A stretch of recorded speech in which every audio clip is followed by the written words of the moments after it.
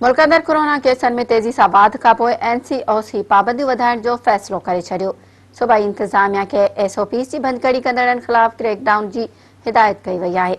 वफ़ाक़ी वज़ीर असद उमर चयो आहे त कोरोना सबबि लॻायल पाबंदियुनि में इज़ाफ़े जो फ़ैसिलो कयो आहे। शफ़क़त महमूद जो चवणु आहे त स्कूल बंदि करणु मुश्किल फ़ैसिलो आहे। 24 मार्च ते हतमी फ़ैसिलो कयो वेंदो।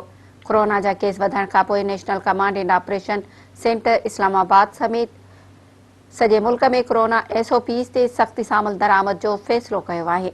वफ़ाक़ी वज़ीर ऐं NCOC जे सरबराह असद उमर चयो आहे त NCOC जे अॼोके इजलास में कोरोना सबबि लॻायल पाबंदियुनि में इज़ाफ़े जो फ़ैसिलो कयो आहे।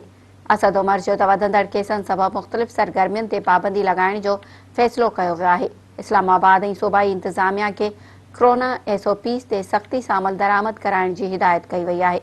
वफ़ाक़ी वज़ीर चयो त SOPs जी भञकड़ी कंदड़नि ख़िलाफ़ क्रैकडाउन जी हिदायत कई आहे। वफ़ाक़ी वज़ीर शफ़क़त महमूद जो चवणु आहे त स्कूल बंदि करणु मुश्किल फ़ैसिलो आहे। 24 मार्च ते स्कूल बंदि करणु या खुलियल रहण बाबति फ़ैसिलो कयो वेंदो।